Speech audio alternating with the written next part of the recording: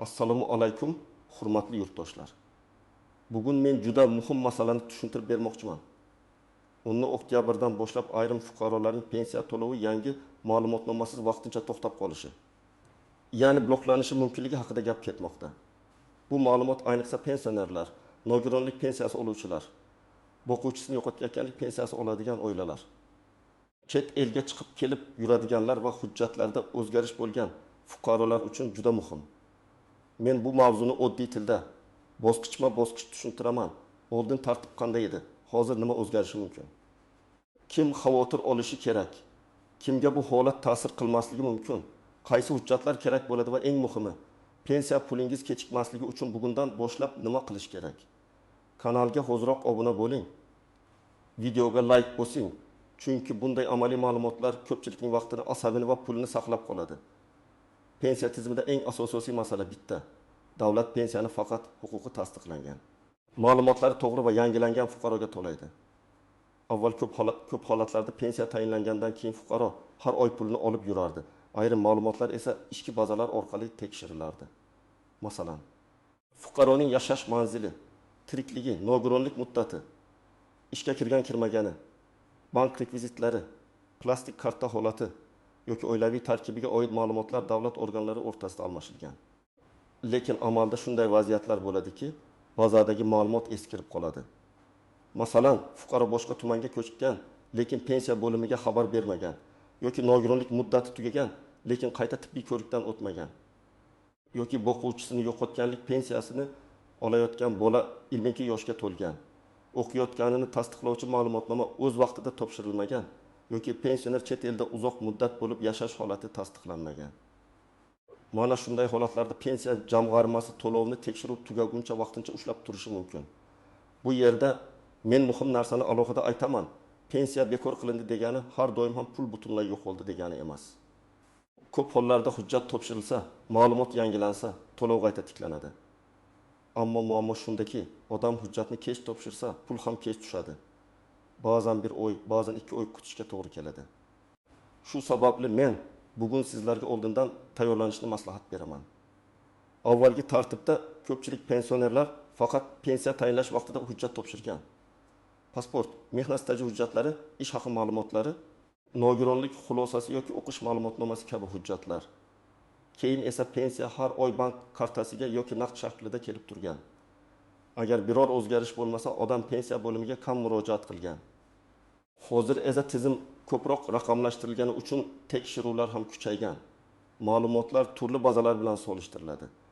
Agar bazada nomuvofiqlik chiqsa, masalan, yashash manzili boshqa, pasport yangilangan, karta egasi ma'lumoti mos kelmagan, nogironlik muddati tugagan, talabalik tasdiqlanmagan yoki chet elga chiqish muddati uzun bo'lgan bo'lsa, tizim fuqaroning huquqini qayta aniqlashtirishni talab qilishi mumkin.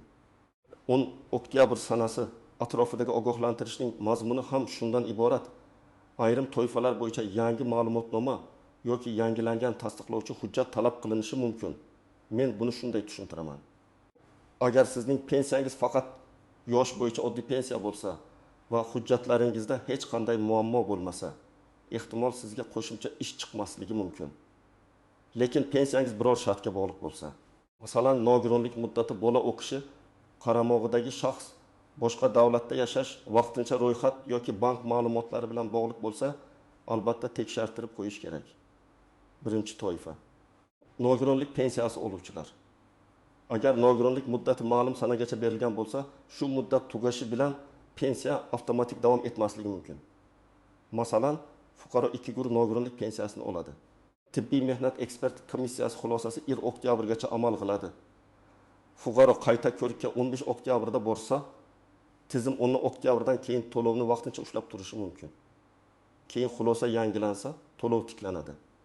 Lekin o'rtada kechikish yuz beradi. Shuning uchun men nogironlik pensiyasi oluvchilarga birinchi navbatda xulosangizning amal qilish muddatini tekshiring deb aytaman. Ikkinchi toifa. Boquvchisini yo'qotganlik pensiyasini oladigan oilalar. Bu yerda eng ko'p uchraydigan holat o'qish ma'lumotnomasi bilan bog'liq. Masalan, bola 18 yoshga to'lgan, lekin kollej, texnikum yoki universitetda kunduzgi shaklida o'qiyotgan bo'lsa, pensiya davom etish uchun o'qish joyidan ma'lumotnoma kerak bo'ladi. agar bu ma'lumotnoma topshirilmasa, tizim bolani voyaga yetgan va pensiya huquqi tugagan deb qabul qilishi mumkin. Misol uchun, oilada 2 farzand boquvchini yo'qotganlik pensiyasini oladi. Kattasi 18 yoshga to'lgan va universitetning ilk kursiga kirgan. Agar sentyabrda o'qish boshlangan bo'lsa-yu, oktyabrgacha ma'lumotnoma topshirilmasa, o'sha farzand ulushi to'xtashi mumkin. Oilaning umumiy daromadi 1,87 ming so'm bo'lsa, shundan 900 ming so'm vaqtincha kelmay qolishi oilaga jiddiy ta'sir qiladi. Uchinchi toifa chet elga chiqib kelib yuradigan pensionerlar. Agar pensioner uzoq muddat O'zbekistondan tashqarida bo'lsa, ayrim holatlarda uning yashash holati, tirikligi yoki pensiyani olish huquqi tasdiqlanishi talab qilinadi. Masalan, odam farzandlari yoniga Rossiya, Qozog'iston, Turkiya yoki Koreyaga ketgan. Lekin pensiyasi O'zbekistondagi kartaga tushib turibdi. Tizimda u uzoq muddat mamlakatdan tashqarida ko'rinsa, qo'shimcha tekshiruv bo'lishi mumkin. Bunday vaziyatda konsullik orqali yoki tegishli tartibda tiriklik, yashash joyi, shaxsni tasdiqlovchi hujjatlarni yangilash zarur bo'lishi mumkin. 4-toifa pasport yoki ID kartasini almashtirganlar. Ba'zan fuqaro yangi ID karta oladi, familiyasini o'zgartiradi, yashash manzilini yangilaydi. Lekin bankdagi yoki pensiya bazasidagi ma'lumotlar eski qoladi. Natijada to'lovda texnik muammo chiqadi. Masalan, ayol turmushga chiqqandan keyin familiyasini o'zgartirdi, yangi ID karta oldi.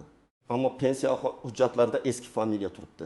Bank kartasi yangi familiyada, pensiya bazasi eski familiyada bo'lsa, tizim buni nomuvofiqlik deb ko'rishi mumkin. Bu ham to'lov kechikishiga sabab bo'ladi. 5-toifa. Pensiyani ishonchnoma orqali oladiganlar. Agar pensioner yoshi katta, betob yoki yurishga qiynalsa, ba'zan pensiyasini farzandi yoki qarindoshi ishonchnoma asosida oladi.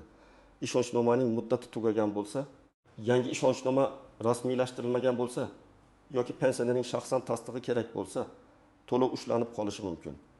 Bu ayniqsa qishloq joylarda ko'p uchraydi. Odam hujjat muddati tugaganini bilmaydi. Bankka borganda esa karta yoki naqd to'lov berilmaydi.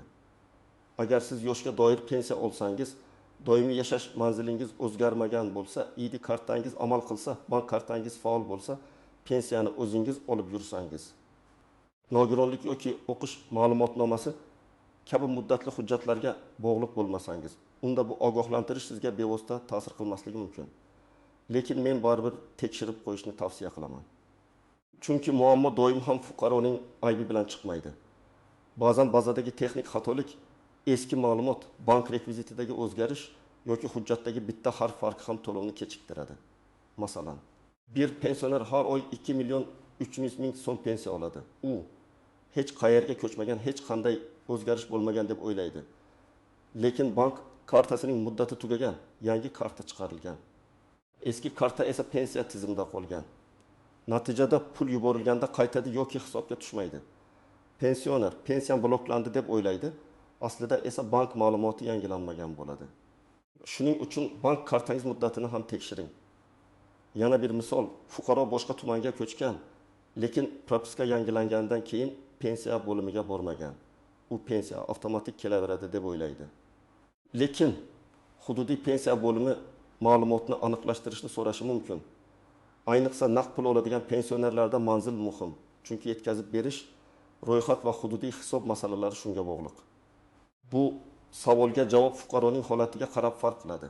Men umumiy ro'yxatni tushuntiraman, lekin har bir odam o'z tuman yoki shahar pensiya jamg'armasi bo'limidan aniq talabni tekshirish kerak. Agar siz boquvchisini yo'qotganlik pensiyasini olsangiz va farzand bugungi yoshdan katta bo'lsa, kunduzgi ta'limda o'qiyotganini tasdiqlovchi ma'lumotnoma kerak bo'lishi mumkin. Unda o'quv muassasasi nomi, talabaning FIH, ta'lim shakli, kursi o'qishga qabul qilingan sanasi va ma'lumotnoma berilgan sana ko'rsatilishi kerak. Muhimi, sirtqi yoki kechki ta'lim har doim ham pensiya davom etishi uchun asos bo'lavermaydi. Shuning uchun aynan kunduzgi ta'lim masalasini tekshirish zarur. Agar siz nogironlik pensiyasi olsangiz, tibbiy ijtimoiy ekspertiza xulosasi yoki nogironlikni tasdiqlovchi elektron ma'lumot yangilangan bo'lishi kerak. Bu yerda men avval nogironlik olganman degan gap yetarli emas. Agar muddatli nogironlik bo'lsa, uning amal qilish sanasi bor. Shu sana tugasa pensiya huquqi ham qayta tasdiqlanadi. Agar pensioner chet elda bo'lsa, tiriklikni tasdiqlovchi hujjat, konsullik ma'lumotnomasi yoki qonunchilikda belgilangan boshqa tasdiq talab qilinishi mumkin. Bu holatda yaqinlar otam yoki onam chet elda. Lekin pensiyasi kelishi kerak deb og'zaki aytsa yetmaydi. Shaxsning o'zi yoki vakili belgilangan tartibda hujjat topshirishi kerak. Agar ism, familiya, pasport, yashash joyi yoki bank kartasi o'zgargan bo'lsa, yangi ID karta nusxasi, yashash joyi ma'lumoti, nikoh yoki familiya o'zgarishini tasdiqlovchi hujjat, bank rekvizitlari kerak bo'lishi mumkin. Ba'zan bankdan hisob raqam ma'lumotnomasi so'raladi. Ba'zan plastik kartani pensiya to'loviga ulash uchun ariza yoziladi. Eng katta xato odam oxirgi kungacha kutadi. Hali vaqt bor, o'zi kelaveradi. Qo'shnimda muammo bo'lmabdi deb yuradi. Lekin har bir pensiya ishi alohida.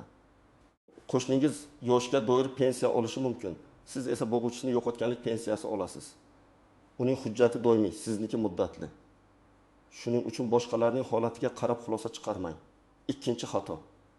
Faqat telefon orqali eshitilgan gapga ishonish. Men doim aytaman, pensiya masalasida rasmiy manbaga tayinish kerak. Tuman pensiya jamg'armasi bo'limiga murojaat qiling. BIMBga kirdim kabi rasmiy aloqa kanallari yoki yagona interaktiv davlat xizmatlari portali orqali tekshiring. Mahalla yoki bankdan so'rab aniqlashtiring. Telegramdagi har bir xabar ham to'liq va aniq bo'lavermaydi. Lekin ogohlantirishni butunlay e'tiborsiz qoldirish ham noto'g'ri. To'g'ri yo'l vahima qilmasdan hujjatni tekshirish. Uchinchi xato, ma'lumotnomani oladi, lekin topshirmaydi. Masalan, talaba universitetdan ma'lumotnoma oldi. Uyga olib keldi, stol ustida qoldi. Pensiya bo'limiga topshirilmaguncha yoki elektron tizimda aks etmaguncha bu ma'lumot amalda hisobga olinmasligi mumkin. Hujjatni olganingizdan keyin uning qabul qilinganini ham tekshiring. Iloji bo'lsa, qabul qilingan ariza raqamini, xodim bergan tasdiqni yoki elektron murojaat raqamini saqlab qo'ying. To'rtinchi xato, hujjatdagi ma'lumotlar mos kelmaydi. Masalan, pasportda O'g'loy deb yozilgan. Ma'lumotnomada O'g'loy deb yozilgan. Yoki tug'ilgan sana bir joyda 05-2005, boshqa joyda 05-2005 ko'rsatilgan. Bunday kichik ko'rgan xatolar ham tizimda nomuvofiqlik chiqarishi mumkin. Hujjatni olayotganda ism, familiya, tug'ilgan sana, shir, pasport seriyasi va raqamini diqqat bilan tekshiring. 5-xato, ishonchnoma muddati. Pensionerning o'zi bora olmasa, vakil hujjat topshiradi. Lekin vakilning ishonchnomasi eskirgan bo'lsa, uning arizasi qabul qilinmasligi mumkin. Agar siz ota-onangiz, buvinggiz yoki bobongiz uchun yurayotgan bo'lsangiz, avvalo ishonchnoma amal qilayotganini tekshiring. Endi eng muhim qismga o'tamiz. Bugun yoki ertaga nima qilish kerak? Men sizga aniq tartibni aytaman. Birinchi qadam, pensiya turi va asosini aniqlang. Siz yoshga doir pensiya olasizmi? Nogironlik pensiyasimi? Bo'g'uvchisini yo'qotganlik pensiyasimi yoki ijtimoiy nafaqami? Har birining talabi boshqa. Agar pensiya nimaga asosan tayinlanganini bilmasangiz, pensiya jamg'armasidagi shaxsiy pensiya ishingiz bo'yicha ma'lumot oling. Ikkinchi qadam, muddatli hujjatlaringizni tekshiring. Nogironlik xulosasi qachongacha amal qiladi? Talabalik ma'lumotnomasi bu o'quv yili uchun yangilanganmi? Ishonchnoma muddati tugamaganmi? ID karta amal qilyaptimi? Bank kartangiz muddati tugamaganmi? Shu 5 ta savol ko'p muammolarning oldini oladi. Uchinchi qadam, kerakli hujjatlarni yig'ing. Odatda shaxsni tasdiqlovchi hujjat pensiya oluvchining JSHR raqami, bank karta yoki hisob raqami ma'lumoti, o'qish ma'lumotnomasi, nogironlik xulosasi, ishonchnoma, yashash joyi ma'lumoti, nikoh yoki familiya o'zgarish hujjati kerak bo'lishi mumkin. Hamma hujjatning nusxasini tayyorlab qo'yish foydali, lekin asl nusxani ham olib boring. To'rtinchi qadam, tuman yoki shahar pensiya jamg'armasi bo'limiga murojaat qiling. Mening pensiya to'lovim 10 oktyabrdan keyin to'xtab qolmasligi uchun ma'lumotlarimni tekshirtirmoqchiman deb ayting. Agar xodim qo'shimcha hujjat so'rasa, aynan qaysi hujjat qaysi tashkilotdan olinishi, qaysi muddatgacha topshirilishi kerakligini yozib oling. Og'zaki eshitib ketmang, chunki uyga borganda biror band yodingizdan chiqishi mumkin. 5-qadam, ariza yozing. Arizada oddiy qilib yozish mumkin. Pensiya to'lovlarim uzluksiz davom etishi uchun shaxsiy ma'lumotlarimni yangilash va taqdim etilgan hujjatlarni pensiya ishimga qo'shib qo'yishingizni so'rayman. Agar muammo bo'lsa, masalan to'lov to'xtagan bo'lsa, to'xtatilgan pensiya to'lovlarini hujjatlar asosida qayta tiklab berishingizni so'rayman deb yoziladi. Arizaning qabul qilingan sanasi va raqamini albatta saqlang. 6-qadam, bankni ham tekshiring. Pensiya jamg'armasida hammasi joyida bo'lsa ham, bank kartasi bloklangan, muddati tugagan yoki hisob raqami yopilgan bo'lishi mumkin. Bankka borib pensiya tushadigan karta faolmi? Hisob raqam ishlayaptimi? Rekvizitlar to'g'rimi? Shuni aniqlang. Agar yangi karta olgan bo'lsangiz, uni pensiya to'lovlariga ulash kerakligini so'rang. 7-qadam, qarindoshlaringizga yordam bering. Ko'p pensionerlar telefon, internet, elektron xizmatlardan foydalana olmaydi. Ular mening hammasi joyida deb o'tirishi mumkin, lekin hujjat muddati tugagan bo'ladi. Shuning uchun ota-onangiz, buvingiz, bobongiz, yolg'iz yashaydigan qo'shningiz bo'lsa, ularning hujjatini bir ko'zdan kechiring. Ayniqsa nogironlik ko'zdan kechiring. Ayniqsa yo'qotganlik pensiyasi oladigan oilalarga ko'proq e'tibor bering. Ba'zi odamlar agar pensiya bloklansa, keyin umuman berilmaydimi deb so'raydi. Yo'q, har bir holat sababiga bog'liq. Agar huquqingiz saqlangan bo'lsa, faqat hujjat kech topshirilgan bo'lsa, odatda hujjatlar tartibga keltirilgandan keyin to'lov qayta tiklanadi. Lekin agar huquqning o'zi tugagan bo'lsa, masalan bola o'qimayotgan bo'lsa, nogironlik tasdiqlanmagan bo'lsa yoki noto'g'ri ma'lumot asosida to'lov olingan bo'lsa, unda to'lov davom etmasligi mumkin. Ayrim hollarda ortiqcha to'langan pulni qaytarish masalasi ham chiqadi. Yana bir nozik jihat, ma'lumotnoma elektron chiqadi. Menga qog'oz kerak emas degan fikr har doim ham to'liq ishlayvermaydi. Ko'p ma'lumotlar elektron almashiladi. Lekin elektron bazada ma'lumot kechikib ko'rinishi, noto'g'ri tushishi yoki umuman aks etmasligi mumkin. Shuning uchun muhim holatlarda qog'oz ma'lumotnoma yoki elektron tasdiq nusxasi qo'lda bo'lgani yaxshi. Yana bir masala, pensiya to'lovining kechikishi bilan bloklanishini farqlash kerak. Ba'zan bank texnik sabab bilan to'lovni 1-2 kun kechiktiradi. Bu blok degani emas. Lekin agar sizga hujjat yetishmayapti, ma'lumot yangilanmagan, to'lov vaqtincha to'xtatilgan deyilsa, bu holda darhol hujjat bilan shug'ullanish kerak. Agar siz uzoq hududda yashasangiz, avval telefon orqali qaysi hujjatlar kerakligini aniqlang, keyin boring. Chunki bir marta borib bitta hujjat yetmay qolsa, yana qaytishga to'g'ri keladi. Masalan, tuman markazigacha 40 kilometr yo'l bo'lsa, bu pensioner uchun vaqt ham, xarajat ham, sog'liq uchun ham og'ir. Shuning uchun hujjatlar ro'yxatini oldindan yozib oling. Agar sizning pensiyangiz allaqachon to'xtagan bo'lsa, vahima qilmang. Avval sababni yozma yoki og'zaki aniqlang. Keyin sababga mos hujjat topshiring. Agar siz to'lov nohaq to'xtatilgan deb hisoblasangiz, pensiya jamg'armasining yugurib turuvchi organiga, davlat xizmatlari markaziga yoki qonuniy tartibda shikoyat bilan murojaat qilish mumkin. Murojaatda his tuyg'u emas, fakt yoziladi, qachondan pensiya kelmayapti, qaysi pensiya turi, qaysi hujjatlar topshirilgan, qaysi xodim yoki bo'lim javob bergan, siz nimani so'rayapsiz. Birinchi misol, 67 yoshli pensioner ayol pensiyasini bank kartasiga oladi. U yangi ID karta olgan. Lekin bankdagi ma'lumot eski pasport bilan qolgan. Pensiya jamg'armasida ham eski hujjat raqami turibdi. Natijada to'lovda muammo chiqdi. Bu holatda yechim oddiy. ID karta bilan bankka boriladi, ma'lumot yangilanadi. So'ng pensiya bo'limiga ham yangi hujjat ma'lumotlari taqdim etiladi. Agar buni oldindan qilsa, pul kechikmaydi.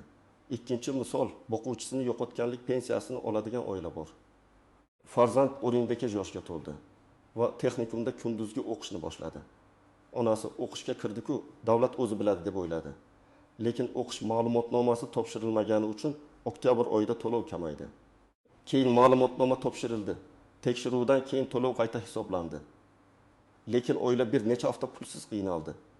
Buni oldindan bitta ma'lumotnoma bilan oldini olish mumkin edi. Uchinchi misol, nogironlik pensiyasi oluvchi fuqaroning xulosasi 3 sentyabrda tugagan. U qayta ko'rikka kech yozilgan. Navbat 20 oktyabrga chiqqan. Shu orada to'lov vaqtincha to'xtadi. Bu yerda eng to'g'ri yo'l muddat tugashidan oldin harakat qilish edi.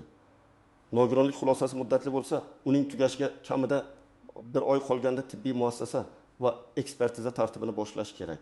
4-misol, pensioner chet elda farzandlari bilan yashab turibdi. Pensiya O'zbekistondagi kartaga tushadi. Lekin u uzoq vaqt mamlakatga qaytmagan. Tizimda qo'shimcha tasdiq talab qilindi. Qarindoshlari pensiya bo'limiga borib, qanday hujjat kerakligini aniqladi.